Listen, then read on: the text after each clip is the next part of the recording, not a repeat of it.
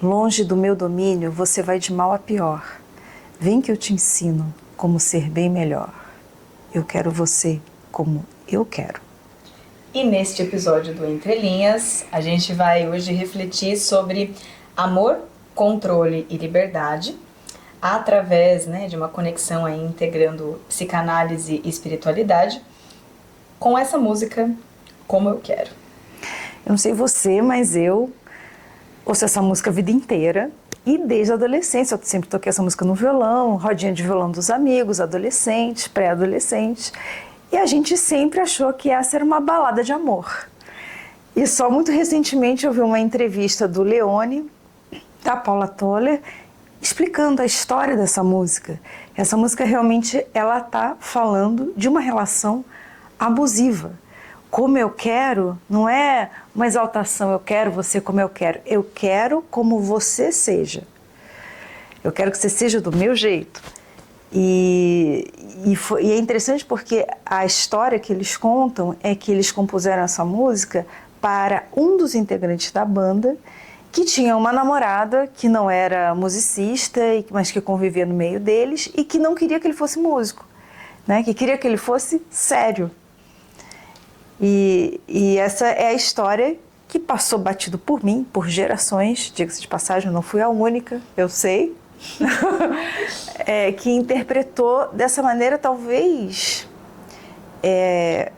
eu imagino que isso tenha um pouco a ver também com a forma como a Paula Toller interpreta, que traz uma certa...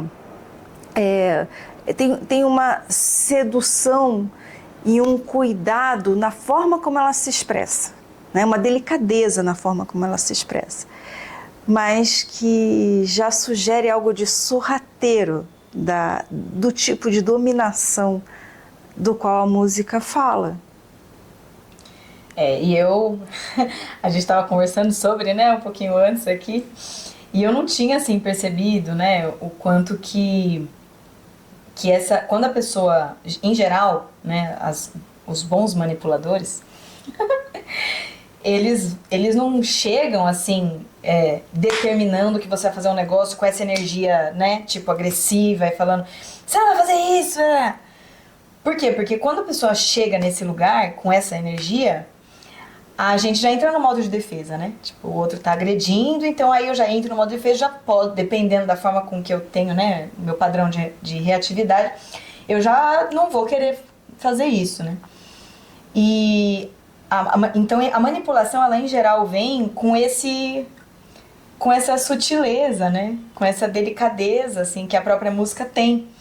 Então eu tava refletindo, que a gente... Falei, nossa, mas essa música, realmente a letra super abusiva e tal, como é que ela... Só que a gente nunca percebeu isso porque a gente foi manipulado também pelo tom que a música traz e que é super coerente ao tom de um bom manipulador, O bom manipulador, ele vai chegar lá e vai vir, não, mas sabe o que é? É que eu me importo com você, Eu quero o seu bem, sabe?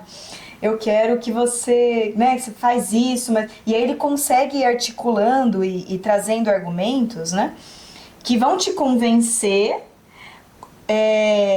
e usa disso, traz isso de uma forma que pareça amor. Uhum. Mas eu acho que tem eu acho que tem uma dimensão do que a pessoa faz, do que essa pessoa manipuladora faz, e o tipo de conexão que se dá. Assim, eu sempre tenho um certo receio de colocar assim, uma qualificação na pessoa, num dos polos da relação, e mais um olhar para o tipo de conexão. Uma pessoa que é manipuladora numa relação pode ser manipulada em outra. Isso não tem a ver muito com uma essência que às vezes as pessoas ficam tentando identificar. Como que eu não percebi? Bom, é porque o tipo de dinâmica, o tipo de conexão que se deu ali, juntou o meu sintoma com o seu sintoma e deu, às vezes isso dá uma conexão impressionantemente fantástica e às vezes é impressionantemente desastrosa. Sim. Então é um tipo de liga, é um tipo de conexão que pode fazer com que um polo se coloque nesse lugar de submissão desse tipo específico de submissão do qual a música... Que a música não só ela fala, ela faz a gente sentir. A gente é manipulado pela música no final. Totalmente. Que eu e os meus amigos todos, que eu sei, se estiverem me ouvindo, vocês são testemunhas, a gente sempre achou que era uma música de amor. Nós todos fomos manipulados, fomos seduzidos por essa música, embora a letra seja explicitamente uma letra de manipulação. E não é camuflada, isso aqui é interessante. Não é camuflada. Não é um jeito muito metafórico de falar, é quase literal. E mesmo assim, a gente não escuta. E eu acho que isso é muito interessante porque isso acontece muito nesse tipo de relação em que você introjeta a experiência de dominação como uma experiência de conexão. Você busca ser dominado porque essa é uma forma de se conectar. E é uma conexão. Não é uma conexão muito saudável, mas é uma conexão. Sim. Então, essa liga, né? Eu acho que o cuidado para não ser manipulado e nem manipulador, nem se perceber manipulador, não é ficar tentando diagnosticar, como a gente vê tanto no Instagram, né? Quais são os traços do bicho-papão, da pessoa narcísica, da pessoa... Não, esses traços todos temos. O que eu acho interessante na psicanálise é que não absolve ninguém, está tudo aqui latente dentro da gente. Qual é a economia psíquica que a gente...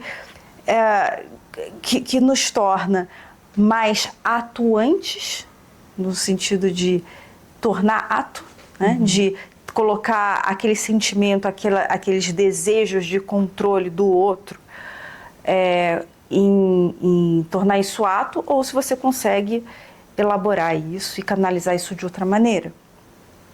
Né? Eu acho que esse negócio, essa coisa que você falou da conexão, né?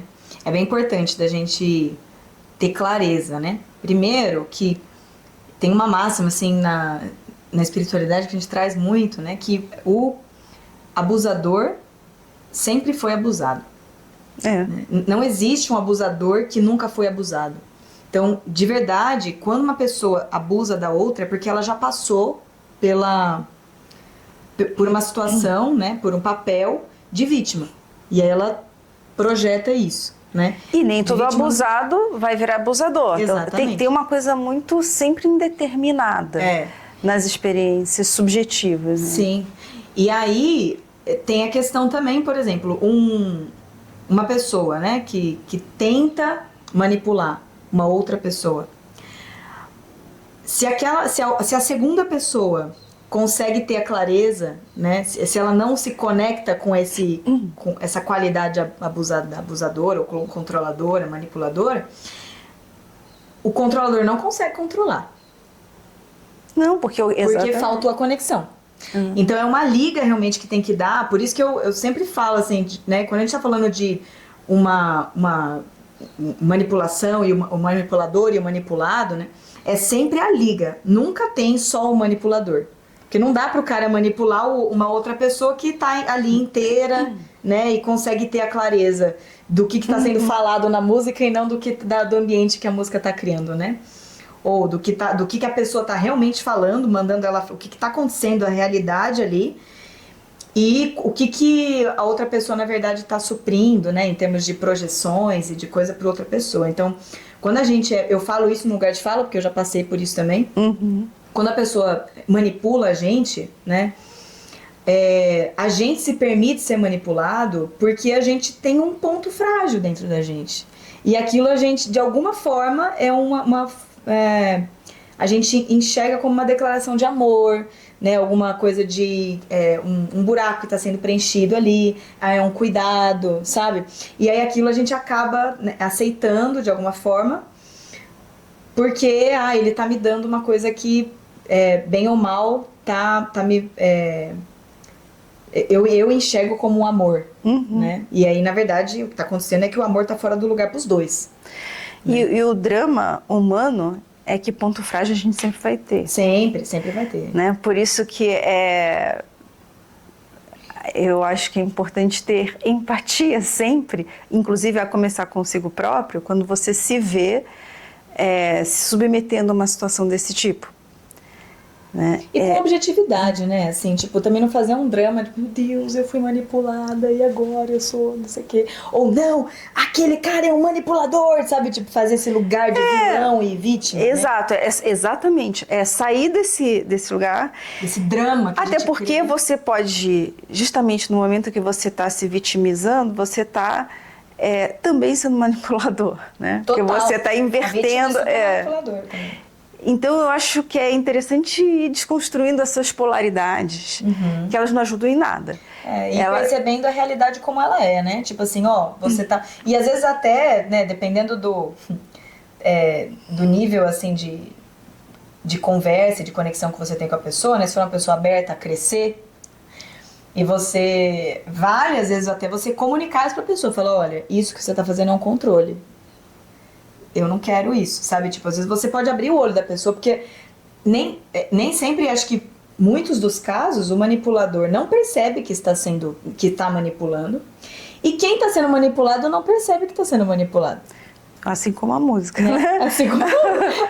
A Paula Toller, você acha que ela é uma linda, uma fofa cantando aquilo, né? A gente não olha para ela no momento da interpretação como alguém que está se colocando nesse lugar.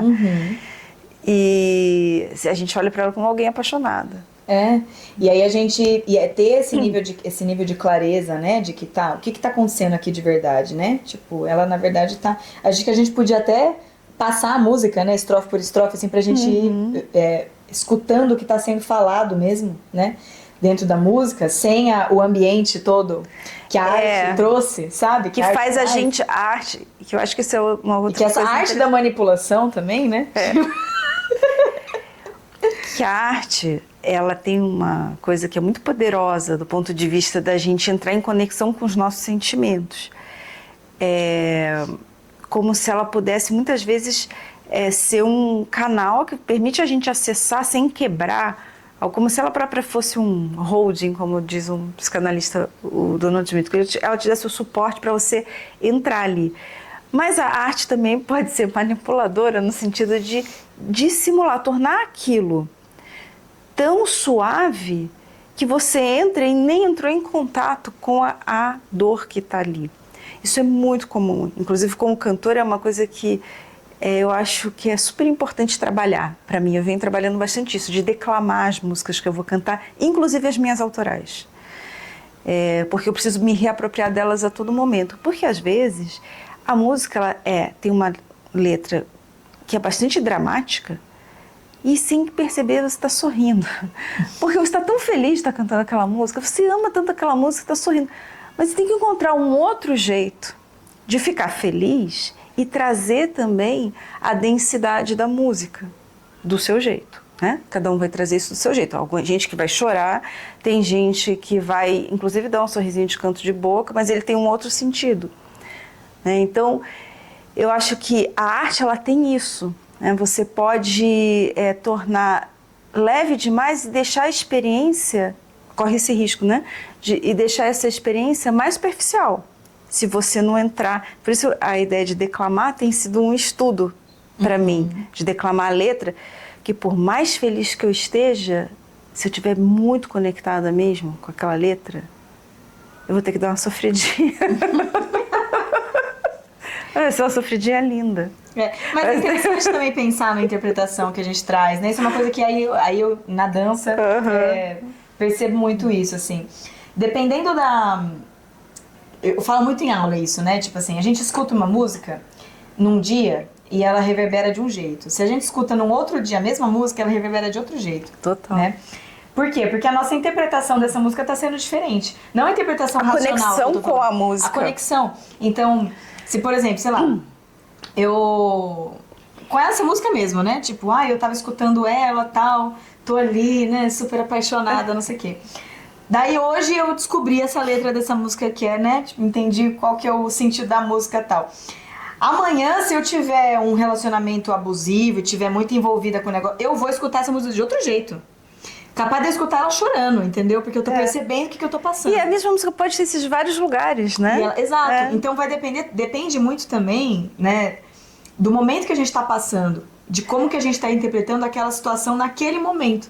que é de novo a questão da conexão, né? A música não tem um sentido absoluto e depende de como ela se conecta com você. Da mesma forma que numa conexão entre pessoas, não tem uma posição absoluta do manipulador, do manipulado, do algoz, da vítima, depende de como se dá essa conexão. Isso torna a nossa percepção de como se dá a relação, se ela é uma relação mais livre, mais dominadora, muito mais confusa. Porque não tem um modelo que você vai olhar, e eu acho interessante porque hoje isso se debate muito, né? Relação não monogâmica, relação trisal, ou todo mundo tentando encontrar formas alternativas ao que seria a dominação de uma relação monogâmica. Mas a dominação ela pode ter em qualquer formato. Total. Qualquer formato. Não tem uma solução em termos de... Você pode preferir, a sua preferência é uma preferência, mas não porque ela vai resolver um problema de dominação, ela pode estar presente, ela pode se colocar de muitas formas. A questão é se perceber livre na relação, é você se perceber livre na conexão.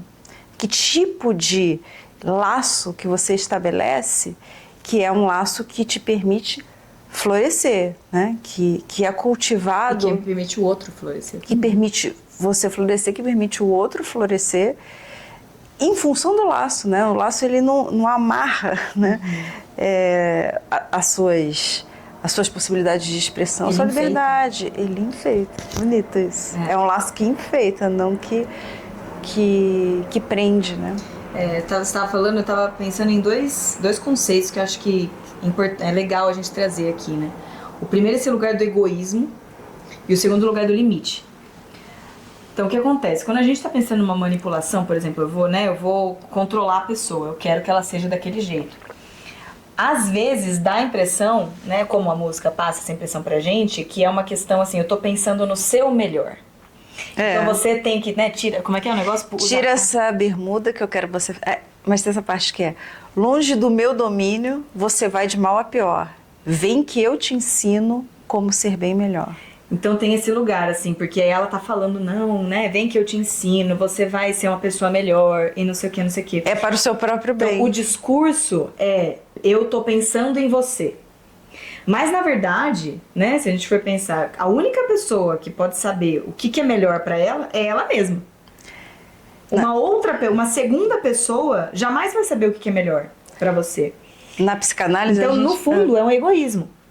Quando eu quero que a outra seja, na verdade eu tô querendo que a outra seja do jeito que eu quero, porque este jeito é o correto, porque esse jeito é o que eu quero. Então não tem nada de ser bom pra outra pessoa. Na verdade ela tá querendo que a outra pessoa supra as suas necessidades. Então é puro egoísmo, né? E aí tem a outra questão, que é a questão do limite, que aí entra na questão da liberdade. Se eu sou realmente livre, eu sou livre para impor meus limites. A gente tem uma questão, assim, eu falo muito isso, né? A questão da disciplina é limite. A questão da disciplina e do limite, às vezes a gente enxerga como uma falta de liberdade. Não, porque liberdade é fazer o que você quer. E não. Liberdade é você conseguir não fazer se você quiser não fazer. Então, por exemplo, pensando em vícios, por exemplo, né? A pessoa fuma. A liberdade não é ela fumar porque ela quer. A liberdade é ela conseguir parar de fumar. Isso é liberdade. Entende? Então, e a liberdade, e aí eu conseguir parar de fumar, eu conseguir não fumar, é eu conseguir colocar um limite. Então, a partir do momento em que eu não consigo pôr limite, na verdade eu tô presa. Eu tô presa à pessoa, eu tô presa à relação. Eu tô presa às projeções e às necessidades que a outra pessoa tá fazendo sobre mim, né? E aí eu não consigo me sentir livre. Eu tô o tempo inteiro eu tenho que estar à mercê da outra pessoa, eu tô presa a ela. Então é muito importante a gente entender isso, né? A relação que quando a gente tá realmente livre, quando a gente se sente livre dentro de uma relação, é porque eu tenho a liberdade de impor meu limite. A pessoa vai falar pra mim, como é que é tira a bermuda? Tira essa bermuda que eu quero você sério. A pessoa vira pra mim e fala isso, eu falo, não, eu não vou tirar a bermuda. eu quero continuar com essa bermuda aqui. Uma relação saudável seria uma relação que eu teria essa liberdade. A pessoa vira, fala um negócio pra mim, e eu falar aqui, não. Se é uma coisa que eu realmente não quero... Isso não quebra o vínculo, né? E isso não quebra o vínculo. Porque a outra vínculo ele tem entende. essa flexibilidade, né? Porque a outra pessoa entende que ela é livre. Né? Tem uma coisa que, pelo que você falou agora, eu me lembrei de um ponto que eu acho que tem muito a ver com essa música, que é a relação entre admiração e amor. Eu sempre tenho um pouco de sensação que isso aparece muito misturado. Inclusive, na minha experiência clínica, eu sempre vejo muitas pessoas, quando querem falar que amam alguém, elas começam a falar das qualidades que elas admiram na pessoa. Mas admirar tem a ver com os seus critérios do que você acha que é bom. Amor é uma coisa muito mais independente dos seus critérios, é uma abertura para os critérios do outro. Então, a música, né, o eu lírico da música que fala: diz pra eu ficar muda, faz cara de mistério, tira essa bermuda que eu quero ver você sério, longe do meu domínio, você vai de mal a pior. É uma música de não admiração. Vem que eu te ensino como ser bem melhor. E que está dizendo... Ou seja, você é um bosta, tipo, eu resolvo a sua vida. Mas está colocando o custo do vínculo na pessoa atender os critérios de admiração dela. Ela diz, olha, eu não te admiro, mas eu vou cuidar de você e aí você vai cumprir o que precisa cumprir para que eu te admire. Logo, nosso amor será lindo. Então, isso eu acho que é uma coisa... É uma não conexão. Porque quando admirar, todo mundo tem direito de admirar e não admirar as pessoas, né? Mas é um critério seu. Você não está conectado a ninguém quando você está pensando em quem você admira. Você está conectado ao que você acha importante. Amor pode envolver admiração, sim, mas... Que acho que, inclusive, é necessário para uma relação, assim... É claro que você não vai admirar tudo da pessoa, né? Mas, não vai, assim, para que seja uma relação saudável, é necessário que você minimamente admire a pessoa em alguns aspectos. Em alguns aspectos e sustentar os muitos outros que você não vai admirar. Tá tudo bem, sim. E isso a intensidade do amor não tem a ver com a quantidade de checks que a pessoa dá. De repente, a tal da namorada do ex-baixista era alguém que achava que ser música era uma coisa desprezível. Por que diabos ela quis namorar o mundo? Não se sabe. Aí realmente só Freud para explicar. Mas então, tipo, se você não quer namorar essa pessoa, se você acha que ser música é uma coisa que te causa tanto desprezo, então você que vai procurar outro, não queria ajustar o outro, sim, em função de algum outro aspecto que provavelmente ela admirasse, então ela queria consertar o resto para se manter na relação com ela. Não, o resto que você não admira, você ou vai sustentar ou então você vai embora. Sim. Simples assim. Isso é que, embora nesse caso é que poderia ser um ato de amor. Porque assim, eu lembro que uma vez eu escutei isso, não lembro nem onde foi, pra mim fez muito sentido, assim, que amor de verdade não tem motivo. Quando você ama, você não tem motivo pra amar. Quando você consegue defender o porquê que você ama, é porque não é amor, é projeção. Razões que a própria razão desconhece. Exato. Não é desse campo. Né, pensar num amor, o amor é incondicional, amor de verdade é incondicional. Ou seja, não depende de condições. Ou seja, independe da forma que a pessoa é, do que ela faz, se ela usa bermuda, se ela usa calça, se ela... Eu amo porque eu amo, não tem outro motivo, né? Agora, a paixão, a admiração, né? Aí sim tem motivo. Eu sou apaixonada por quê? Pela pessoa? Porque a pessoa faz isso, ela faz aquilo. Mas a paixão é ainda um momento super egóico. A paixão é super egóica. Você ainda não enxerga o outro. Não, total. Você enxerga as suas projeções do outro. Porque ninguém aguenta, ninguém se apaixonaria por ninguém se enxergasse realmente o outro. Ninguém é tão apaixonante assim. Gente, é uma delícia ser apaixonado. Não tô falando mal da paixão, não. Eu acho que é super importante, inclusive pra artista, né? A paixão é essencial. É essencial, porque ela mexe com a energia sexual num lugar, que é a energia criativa, e que super ajuda a gente a se inspirar. Eu falo isso por mim. Né? Eu, quando eu tô apaixonada, é uma maravilha. É energia pra tudo quanto é lado, entendeu? E aí, a questão só é a gente conseguir colocar a paixão no lugar dela. Então, a partir do momento em que eu tô envolvida com aquela paixão e qualquer coisa que acontece nessa relação eu desmorono, ou eu vou lá pro céu, aí tá tendo um problema. Né? Eu acho que é interessante, assim, essa relação entre paixão e amor, né? Que muito se fala disso, aí... o amor também parece um negócio morno demais, todo mundo quer um pouco de paixão no amor. E às vezes eu fico pensando, do que a gente está falando quando está falando de paixão? A gente está falando de intensidade, a gente está falando de uma qualidade da conexão. Eu não sei realmente. Pra mim, paixão é desejo. Não, mas amor também né? pode ser. O amor eu já não acho que seja. Amor acho que tá mais ligado com conexão. Você fala desejo sexual? Desejo. Tipo, por exemplo, eu sou apaixonada pela dança, porque eu desejo a dança. Entende? Então, mas desejo não tem um conceito. Eu acho que é um lugar de... impulso, assim, uma de coisa pulsão. mais de... sabe? Mais de intensidade, eu acho. O amor, ele tá mais ligado a uma... Pra mim, né? Isso é a minha visão, assim.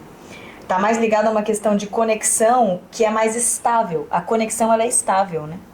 Não te pensa assim, eu estou conectado com algo. A paixão, ela não é conexão.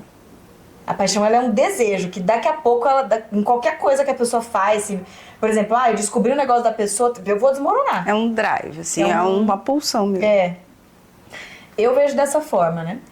E eu acho que pra mim, né, hoje, do meu entendimento hoje, que lembrando que isso pode mudar, se você não assistiu o podcast passado, a gente falou muito sobre impermanência, né? Então, por hora. Pode mudar. Por hora, eu vejo que uma relação amorosa, né, um relacionamento, acho que os dois são necessários, né?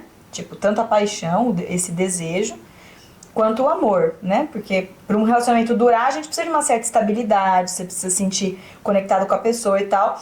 Mas também se não tem o desejo, vira uma amizade, sabe? Tipo, porque a amizade, ela tem isso também. Mas aí, nesse caso, seria o desejo sexual.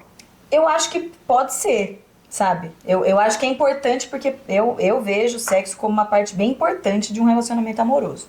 Então, mas aí... que eu tô insistindo um pouco na coisa aqui, que se é uma diferença de intensidade ou de qualidade, né? Que se é de natureza ou se é de intensidade. Porque você também pode pensar, tipo, o desejo sexual é um elemento importante para o amor. Isso, né? Uhum. E não uma coisa que é de uma natureza diferente, que seria própria de um outro tipo de conexão, como o da paixão, por exemplo, entendeu?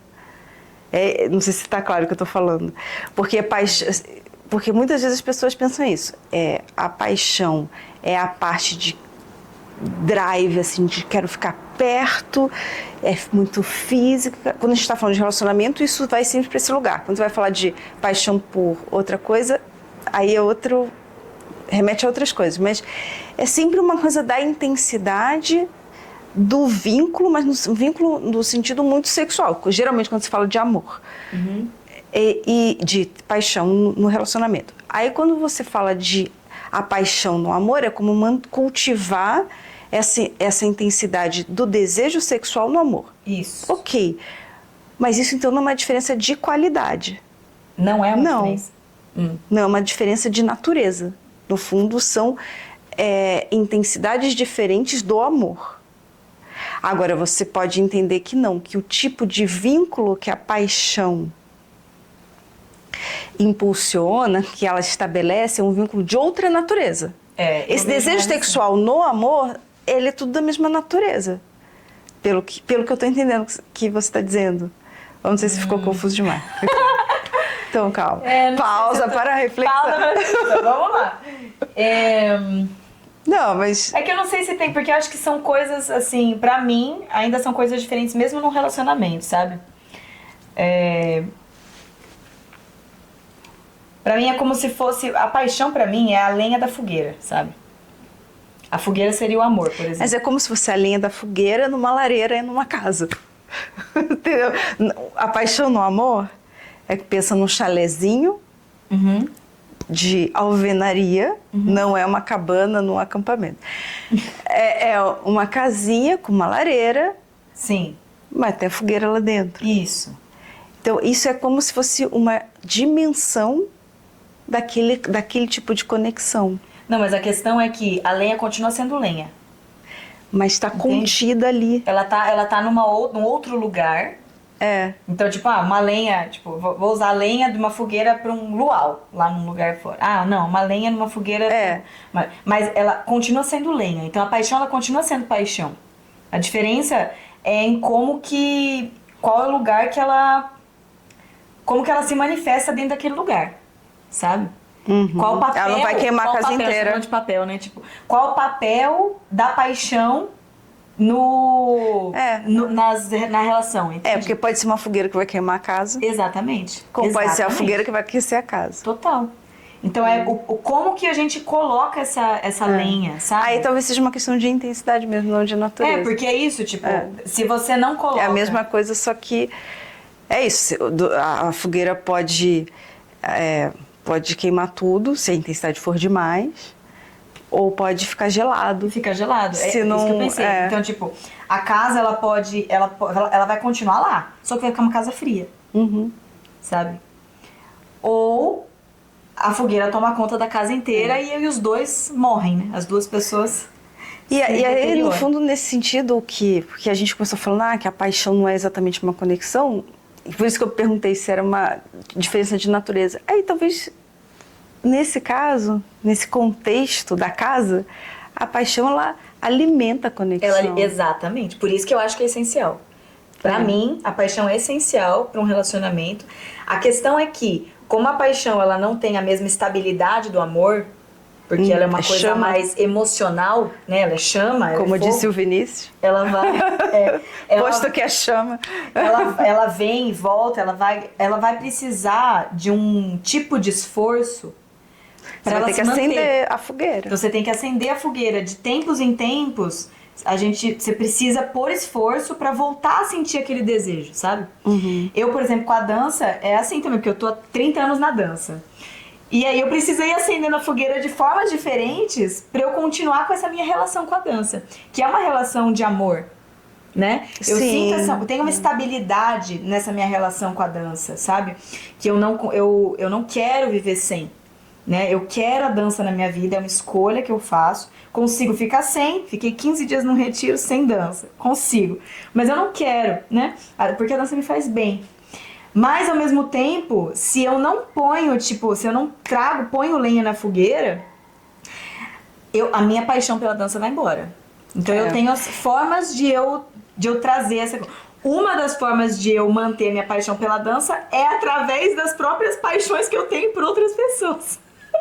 Então, quando eu tô apaixonada, me vem um desejo, assim, de criar, de dançar e tal. Como se você estivesse conectada no modo apaixonado, né? E aí isso vai transbordando para outras coisas. Exatamente. Tem outro lugar, outra lenha que eu ponho também, que é o meu trabalho, porque eu trabalho com isso. E aí eu vou reformulando as formas de trabalhar, porque daí isso também me dá um gás para como que eu posso contribuir, né? Já trabalhei como professora de balé, que fazia sentido pra mim. Depois eu fui professora de jazz. Aí depois, eu fui experimentando me experimentei como coreógrafa. Hoje eu tenho um projeto meu. Então, você vai, sabe, não foi assim, eu comecei como professora de balé até hoje tô lá, porque eu estaria morta já. Quando começou a não fazer sentido mais pra mim, o fogo começou a apagar, eu vejo uma outra forma de conseguir pôr a lenha na fogueira de novo, sabe? Literalmente pôr a lenha na fogueira. Literalmente. E para relações, eu acho que isso é importante, desde que seja algo assim, no seu lugar certo. Que não seja nesse lugar de eu não vivo sem você, eu não sei mais o que fazer. Não é pra pôr fogo no parquinho, né? É pra acender aquela em casa. Socorro! Então, enfim, eu acho que isso é importante a gente trazer, né?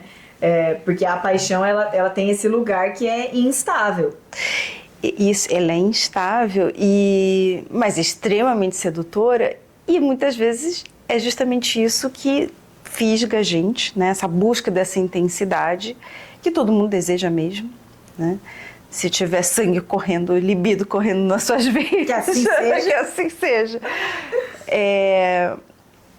Que é o que também nos deixa muito abertos, né, para as experiências melhores que a gente tem na vida e também para as piores, né? que, aí voltando para a questão da letra da música, você não se vincula a uma experiência, a uma conexão desse tipo sem estar apaixonado. Uhum. Né? Então, é uma experiência de vulnerabilidade, viver a experiência da paixão e do amor também, né?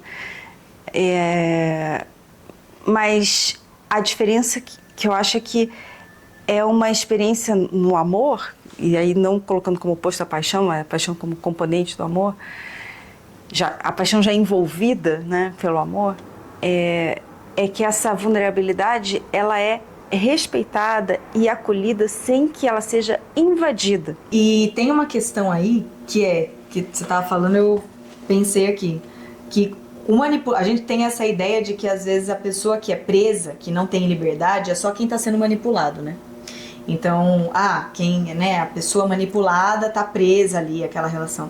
Mas de verdade, quem está manipulando também está preso. Porque ele só está manipulando porque não consegue se ver sem aquela pessoa daquele jeito que ela quer.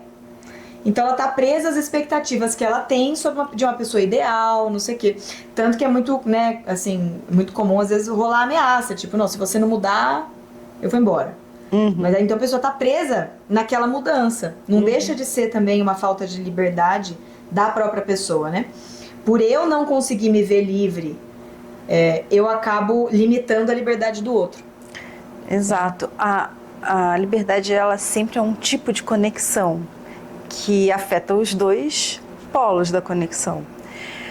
Uma pessoa que prende a outra, ela também está presa a essa necessidade de prender. E até na letra da música tem um trecho que eu acho que isso fica bem forte, que é quando ela fala: tramas do sucesso, mundo particular, solos de guitarra não vão me conquistar. Eu ouço esse verso de um jeito bem angustiado, que é tramas do sucesso, mundo particular. É um mundo do qual ela não faz parte, que ela não entende. É um mundo confuso, é um mundo no qual ela é estrangeira. E aí o ataque, solos de guitarra não vão me conquistar. Não é esses valores aí desse seu mundo bem estranho, do qual eu sou excluída, que vão me conectar a você. Então, eu consigo escutar também o sofrimento nessa manipulação, na angústia de que ela precisa mudar o objeto de amor dela, ou de que ela acha que ama, o objeto de paixão dela, para que ela possa realizar o desejo de conexão que ela tem. Para ela se sentir amada. Para que ela se sinta amada, ele precisa se modificar, se adequar. E aí entra na questão do amor ser condicional. Né? Desse jeito que ela tá trazendo, o amor é condicional. Eu só te amo se você for assim. Né? E que, na verdade, isso é super controle. Né? Isso é controle. O que é diferente, acho que a gente pode até mais pra frente pensar nisso também, é a relação entre controle e limite, né? Você já falou um pouco disso. Porque até muitas vezes, até em atendimento, né, em clínica, essa questão surge, né? Quando você sabe que você está pondo limite, quando você sabe que está controlando. Porque o limite também é uma forma de você controlar a agência do outro. Você diz, daqui você não passa. Tem condicionalidades que fazem parte da entrega de um amor que é um vínculo, um tipo de conexão livre. E tem... qual foi a palavra? Limite e... Controle. E controle é como se você fosse invadir o terreno do outro, não só colocar uma fronteira daqui você não passa, você invadiu o terreno do outro, claro que o outro achava que ia poder caminhar mais. Se daqui você não passa, você pôs uma fronteira. E o controle seria como você fosse ir avançando. Você invade a liberdade do outro. Você invade a liberdade do outro. Não aceita nenhuma fronteira, ou o outro nem consegue colocar algum tipo de fronteira. Eu tava refletindo aqui, que eu acho que a diferença entre limite e controle, ela vai para onde ele vai. Tipo assim, o limite, ele sai de mim, né? É um limite meu que eu tô colocando. O controle é eu colocar o limite do outro. Então, eu tô manipulando o outro, né? Eu controlo o limite do outro. E isso é uma coisa que não é saudável, né? Porque eu tô invadindo a liberdade do outro. A partir do momento em que eu coloco o limite numa outra pessoa, em que eu controlo a outra pessoa, eu tô tirando a liberdade dela. Agora, a partir do momento em que eu ponho um limite meu, aí eu tô, né, tipo assim, me vendo livre. Eu falo, olha, daqui, esse aqui é um limite, eu tô me reconhecendo como um ser humano, né, que eu sou, que tem limites naturalmente, né? E aí aqui eu tô colocando uma coisa para mim, com uma proteção. Né? Então o limite é uma camada protetora. O controle não. O controle é uma limitação da liberdade do outro. Mas aí, muitas vezes o que acontece, assim, pensando, também vendo algumas coisas de clínica, né? É que a angústia que surge na pessoa se eu estou colocando limite, eu posso eventualmente não ser uma pessoa empática. Eu posso não estar cuidando. Isso é uma coisa que você só consegue, digamos, ter alguma interpretação disso na situação concreta. Porque é tudo muito confuso, né? Não tem um... Olha, até aqui passou. Bom, mas também não pode ser falta de empatia, também não pode ser falta de cuidado. Por isso que é tão difícil. Autoconhecimento, assim, é um compilado de linhas tênues. De linhas tênues. A primeira coisa que... Assim, se fosse fácil, já estava resolvido, né? Por isso que não é tão fácil. A minha maior dificuldade no começo, assim, desse processo, eu fazem 6 anos que eu mergulhei mais nisso, né? Os primeiros anos era muito desafiador para mim, assim, entender o limite entre egoísmo e amor próprio. Exato, esse é um clássico. Egoísta, até que ponto eu tô, esse é o clássico, né, me priorizando. O limite ali entre o que eu preciso, o que é uma necessidade minha e o que é uma carência que, né, tipo, eu tô, enfim... Que você tá projetando no outro, que o outro tem que suprir. O que eu devo falar, o que eu não devo falar. Porque tem coisa que eu preciso resolver comigo que não convém falar. O que é violência com o outro. O que é violência, o que é... Você tá colocando limite, às vezes. Exato. Né? Então... Isso é uma coisa que a gente experimentando e errando, que a gente vai entendendo. Eu acho que isso é mesmo, é a experiência vivida. Isso tem que experimentar. E ter uma certa relação com a experiência vivida, um pouco para amarrar com os temas do nosso podcast, a experiência artística, a experiência psicanalítica e a experiência espiritual, acho que elas são dimensões desse processo de mergulhar, de fazer esse mergulho, né? Como você falou. São ferramentas diferentes para conseguir mergulhar. Para mergulhar e quando eu falo espiritualidade, psicanálise, pode ser outras linhas da psicologia, é só para me referir a dimensões dessas questões subjetivas que a gente vai explorar, né? Tem uma dimensão mais intangível do psiquismo, da espiritualidade, das experiências artísticas que podem ser na arte que você faz, como também pode ser na experiência artística de apreciar uma obra de arte, né? Para a conexão enquanto público com uma obra de arte. Mas a gente vai, no fundo, eu acho que é isso, a gente vai buscando todas essas experiências e ferramentas, entre aspas, né? Que não é instrumental, é de outra ordem, né? Eu gostei de mergulho, que é isso, você solta e vai para o fundo, de aprofundar, não de afundar. Sim. E acho que é isso que dá essa... eu acho que isso que inspira o nosso próprio podcast, né? De tentar ir buscando esta conexão, né? Entre essas camadas todas dessa experiência vivida mais integrada, que talvez seja o que dê para fazer para que você tenha menos chance de ser seduzido por uma relação abusiva. Sim. Então é isso, né? Porque a gente já passou aí do tempo. A gente tem uma meta, vou contar um segredo, de fazer 30 minutos de podcast. A gente nunca conseguiu uma vez, sei lá, 35. Acho que a primeira vez foi por aí, uns 40 minutos. Sempre onde acaba passando, porque realmente a gente vai se empolgando, né, nos temas assim. Então, mas é isso. A gente vai encerrar por aqui. Agradecemos a escuta de vocês. Lembra que é sempre legal também se vocês quiserem comentar com temas e reflexões, né? Pra gente também ir conversando através dos comentários, vai ser um prazer. Beijo e até a próxima.